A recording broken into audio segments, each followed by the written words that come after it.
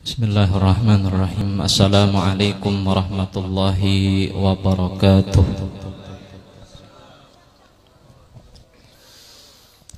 Bismillahirrahmanirrahim. Alhamdulillahi rabbil alamin. Wa bihi nasta'in ala umurid dunya waddin. Wassalatu wassalamu ala ashrafil anbiya'i wal mursalin Sayyidina wa maulana Muhammadin wa ala alihi wa sahbihi ajma'in. Amma ba'd. Yang kami muliakan guru-guru seberataan, wabil khusus Guru Muhammad Hanafi, Guru Haji Hamdan, dan guru-guru yang berhadir pada hari ini. Dan yang kami muliakan tokoh-tokoh masyarakat, tetuha-tetuha kampung. Dan yang kami muliakan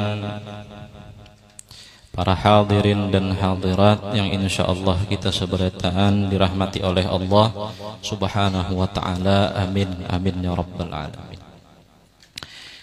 Sesudah kita mendengarkan daripada manaqib Abah Guru Sekumpul radhiyallahu an, patutlah kita sebagai orang Kalimantan merasa bangga, merasa bahagia, karena kita khususnya orang Kalimantan dianugerahkan oleh Allah Subhanahu wa taala akan seorang ulama yang besar, seorang wali min auliyaillahi taala, seorang yang wara lagi zuhud di dalam ilmunya, yakni Asy-Syaikh Muhammad Zaini ibn Abdul Ghani, atau yang disebut kebanyakannya dengan Abah Guru Sekumpul radhiyallahu anhu.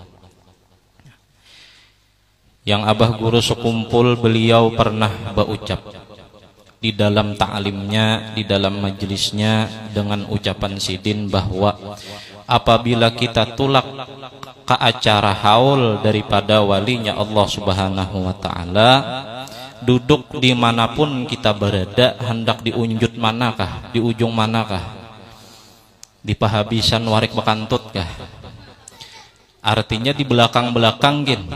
Nah, umpat ambil andil di dalam majelis haul, umpat membantui ataupun umpat berhadir sekadar duduk di majelis haul daripada wali-walinya Allah Subhanahu wa taala, ujar Guru Sekumpul, maka buliknya orang tersebut kada lagi membawa dosa dan orang itu mendapatkan berkat daripada sahibul haul tersebut.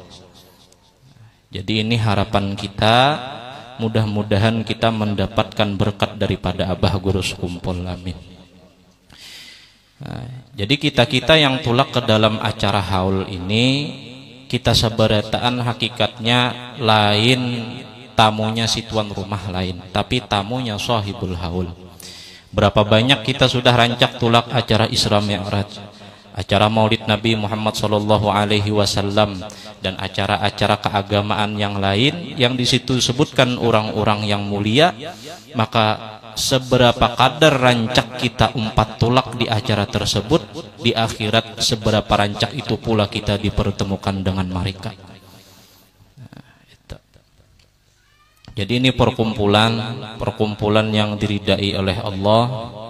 Ini termasuk perkumpulan yang meolah kita mulia kena di hari kiamat. Maka dari itu tulaki, rancaki tulak nangka kaya ini. Laharan di rumah kada makan. Ya Allah. Nah, rancaki tulak. Nah, jadi cari juga kekawanan kawan-kawan yang meolah kita mulia di akhirat. Kekawanan kawan-kawan yang meolah kita mulia kena di hari kiamat. Nah, karena bilanya sudah hari kiamat, kita seberataan dikelompokkan oleh Allah. Nang mana nang orang ahli maksiat dikelompokkan dobohan ahli maksiat juga. Yang mana ahli ibadat dikelompokkan dobohan ahli ibadat juga seberataan. Yang mana ahli wirid, ahli tahajud dikumpulkan bersama-sama menurut kebiasaan inya di dunia. Allah Subhanahu wa taala berfirman, la yanfa'u malun wala banun illa man atallaha biqalbin salim. Di akhirat tuh kena kada berguna lagi harta, kada berguna lagi jabatan pangkat, anak pun sudah kada kau menolong, imbas siapa yang kau selamat di akhirat? Illa man atallaha biqalbin salim. Orang nang selamat itu orang yang datang kepada Allah dengan hati yang selamat. Siapa yang dimaksud dengan hati yang selamat itu? Oh, ternyata mereka-mereka yang di hatinya terdapat ta'aluk kecintaan kepada Nabi Muhammad dan kepada orang-orang saleh. Jadi itu ciri orang selamat. Tereng ke dalam hati kita. Apabila ada kecintaan di hati kita dengan orang saleh, apabila ada kecintaan di hati kita kepada Nabi, kepada wali-walinya, itu pertanda orang itu pacang selamat. Apabila di hati kita belum lagi ada kecintaan dengan mereka, belum lagi ada kecintaan dengan para nabi, lebih-lebih dengan para wali yang nampak pada zaman sekarang, itu pertanda kita belum lagi selamat. Bukan kada selamat, belum selamat. Nah, maka dari itu lajari anak bini kita mencintai orang soleh. Lajari anak-anak kita katuju dua orang saleh, kayak pak bakumpul-kumpul dua orang saleh. Tulak ke majelis ilmu, tulak ke acara haul. Nah, itu. Supaya anak bini kita selamat. Nah. Alih banget tongkatnya nih lah. Miring-miring. Para hadirin dan hadirat rahimakumullah. Jadi Allah Subhanahu wa taala menciptakan kita nih akal, pikiran, supaya kita kawa berpikir. Jangan sekedar mendengar cuma sambil berpikir, mendengar sambil berpikir. Artinya ketika kita mendengar hikayat orang-orang soleh, mendengar hikayat wali-walinya Allah, maka jangan sekedar mendengar hikayat aja, tapi pikirkan kayak apa juga kita nang kaya mereka, nang kaya apa amal ibadah mereka, nang kaya apa mujahadah mereka, nang kaya apa perjuangan mereka menuntut ilmu. Itu kita pikirkan supaya kita menjadi orang-orang yang mulia, dikumpulkan bersama orang-orang yang mulia juga. Qala syekhuna karamatul insan salah satun. Kemuliaan manusia itu ada 3. Jadi manusia itu bisa mulia sebab 3 ini, entah Allah muliakan inya tanpa manusia ketahui, atau manusia memuliakan juga kepada inya. Yang pertama al-aqlu. Yang pertama yang bisa mengolah kita mulia adalah akal. Qala al-aliyu karamallahu wajhah, berkata Sayyidina Ali karamallahu wajhah, ujar Sidin, orang yang paling berharga qimatul mar'i ala qadri aqlihi, itu tergantung atas kadar akalnya. Berarti mun makin orang itu berakal, makin pintar, makin berharga. Nah, maka dari itu akal jangan dirusak, kepala dihangkup-hangkupakan. Akal diolah teler, diolah rusak, jangan dirusak-rusak. Cuma apabila akal hidup berdasarkan akal aja, akal bisa mengolah kita sesat. Nah, akal bisa mengolah kita jadi orang nang sesat. Nah, maka dari itu akal dihiasi dengan ilmu supaya akal tadi jangan sesat. Cuma kita harus menjadi orang nang berakal. Nah, jangan sampai kita orang nang berakal tapi kada beilmu, pintar secara intelektual tapi bungol secara spiritual. Nah, pahamlah kira-kira bahasa laut. Nah, jangan sampai pintar aja kita, artinya alim pun perlu. Akhirnya kalau tinggal akal aja, bahanu ke majelis turun, bahanu kada, cuma orangnya pintar banget. Nah, akhirnya mengaji 2 guru, ujar gurunya, nang jangan sombong lah, nang jangan koyok lah, nang jangan riak lah, mengaji kada tuntung. Karena merasa pintar tadi. Nah, akhirnya buli ke rumah, ilmunya diamalkannya. Manakala inya hendak tulak Jumat, ujarnya, mun aku sambahyang kena aku lihati orang. Mun aku dilihati orang, kena aku ria. Mun aku ria, kena aku masuk neraka. Mun kitu kadusah gina aku sembahyang ya. Nah ini pungol banget ini. Akibat beakal tapi kada beilmu. Nang jangan sombonglah jatah jerikit di hati ilmu tadi. Sampai akhirnya tak pikirakan meungut di muka kamar mandi barokok. Memikirakan mandikah kadakah, mandikah kadakah. Nang dipikirakan ujarnya munnya aku mandi, kena aku bungas. Mun aku bungas, kena aku koyo. Mun koyo, kena aku masuk neraka. Mun kitu kadusah gin ku mandi ijar. Nah ini akibat beakal kada beilmu. Nah maka dari itu akal ini supaya meolah mulia akal itu dikawankan dengan ilmu. Nah jadi mata kita ini berhajat dengan lampu supaya kau melihat, hati berhajat kepada ilmu supaya kau melihat nang bujur nang kada. Nah hati itu bilanya kada dikawanakan dua ilmu kadap. Ujar orang bahari hidup tuh harus belampu, artinya hidup harus beilmu. Nah ini supaya tahu batasan nang mana nang halal sagan kita, apa yang haram sagan kita, apa yang boleh sagan kita. Apabila inya melanggar sebuah ketaatan kepada Allah, hakikatnya orang itu zalim kepada dirinya sendiri, menjerumuskan diri ke neraka. Zalim dua diri sendiri berarti. Nah jangan menenteng-entengkan kewajiban sembahyang puasa.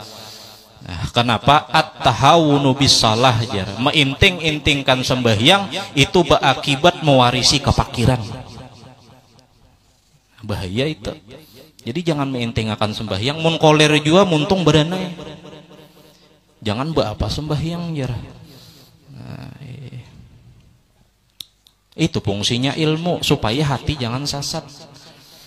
Nah, yang ketiga nang meolah orang itu bisa mulia adalah akhlak. Amunnya beakal kada beilmu bisa sasat. Amunnya beilmu kada beakhlak bisa sombong. Beakhlak kaja pulang ilmu kadada, akal kadada bunguli urang. Nah, jadi harus seimbang nang ketiganya ini akhlak tuh dipakai. Nah, supaya jangan ada bakalabihan. Bakalabihan tuh bahaya juga. Setiap nang berlebihan tuh kada baik jara kecuali duit. Mun duit kada apa-apa lebihan, nah iya banyak-banyak. Bahmunnya miskin kayak begitu mengadakan acara ini nah kehujanan berataan tuh ya. Nah, jadi mudahan kita sugih berataan. Amin ya rabbal alamin.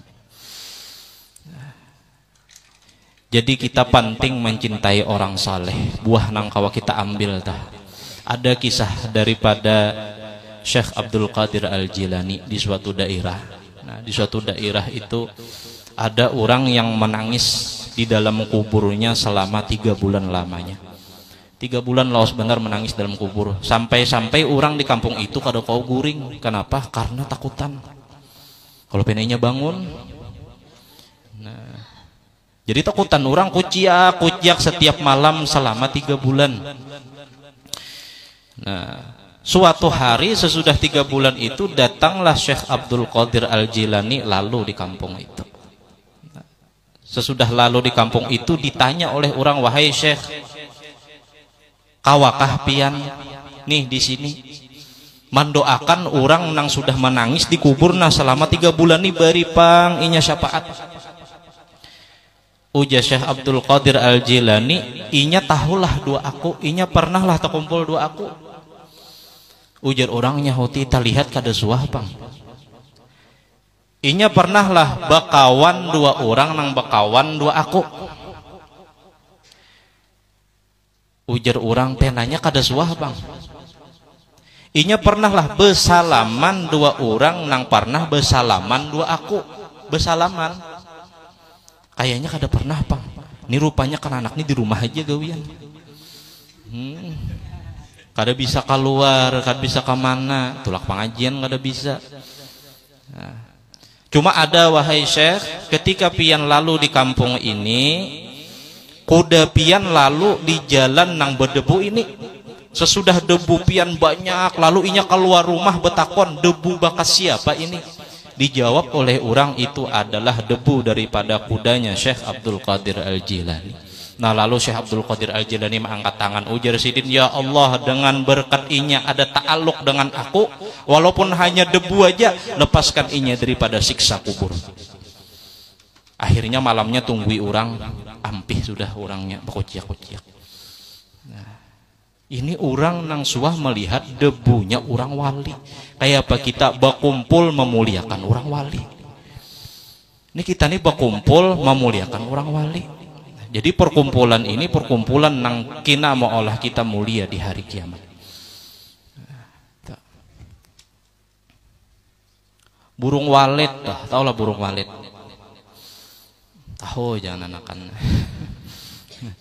Burung walet itu sejarahnya, manakala Nabi Adam turun ke dunia, Nabi Adam sorangan. Nabi Adam kada bisi kawan. Nabi Adam kada bisi kawan sorangan, tapi sah dua Siti Hawa. Nabi Adam dengan kesorangannya dikawani oleh burung walet. Bilanya Nabi Adam berjalan ke hulu juga burung walet. Berjalan ke hilir juga burung walet tadi. Ditagur oleh Allah, wahai burung walet, nah, ikam mengawani orang nang inya suah tagawi salah dua aku. Padahal Nabi itu menghitung kada dapang salahnya. Cuma istiarah pinjam kata aja supaya kita paham gitu nah. Kenapa ikam hakon mengawani? Ujar burung walet, ya Allah, amunnya inya sorangan, kena inya mengambil sifat pian nang wahdaniyat. Ulun takutan inya mengambil sifat pian, maka dari itu ulun kawani Nabi Adam supaya inya jangan mengambil sifat pian. Allah membalas kepada burung walet tadi, ujar Allah, wahai walet, sebagaimana ikam memuliakan Nabi Adam, kena keturunan Nabi Adam memuliakan ikam juga kena, dan anak cucu ikam. Buktinya burung walet kita olahkan rumahnya. Larang pada rumah kita. Rumah kita ya Allah 25 juta, tuntung. Walet 300 juta. Padahalnya makan di situ, guring di situ, bahira di situ. Kenapa? Memuliakan orang saleh. Nah, jadi kita malah jari anak bini kita memuliakan orang-orang saleh. Lajari jangan sampai kada dibawa ke pengajian.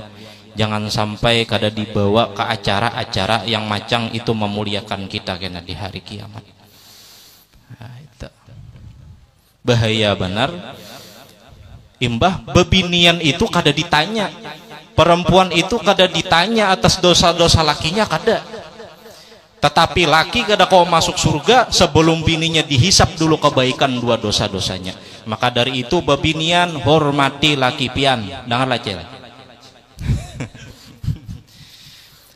Binian tuh kada ditanya dosa lakinya, cuma laki ini menyandang bebinian sampai ke dalam surga. Jadi jangan pian nilai kita hidup sebagai lelakian nih nah. Sebagai lelakian hidup cuma sekedar memberi makan aja kada. Kita berkewajiban 5. Nang pertama memberi makan, nang kedua memberi pakaian, lakian nih lah. Nang ketiga memberi tempat tinggal, walaupun menyewa, walaupun 4 mintuha, walhasil ada tempat betutuy. Memberikan tempat tinggal, memberikan makanan sekadar panas musim dingin, berarti dalam 1 tahun 2 pakaian wajib nukarakan si laki. Bilanya kada kawa, si laki minta rela 2 bini.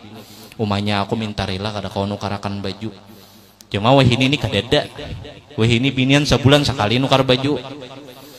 Nah, binian. Nang keempat memberikan perhatian. Seksual tuh masuknya ke perhatian. Nang kelima memberikan pendidikan. Nah ini berat. Mun laki kada kawa mendidik anak bini, maka si laki wajib membawa bininya nuntut ilmu, wajib menyekolahkan anaknya.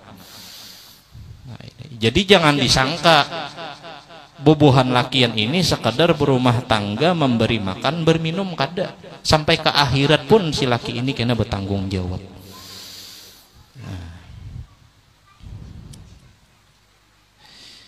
Bahaya benar. Hendaklah bebini 2, 3, 4. ji samso 2 3 4 sama dua Quran bilanya babin itu disuruh 2 masna wasulasa 3 waruba 4 ji samso mun kada sanggup ji samso gudang jati nah, saikong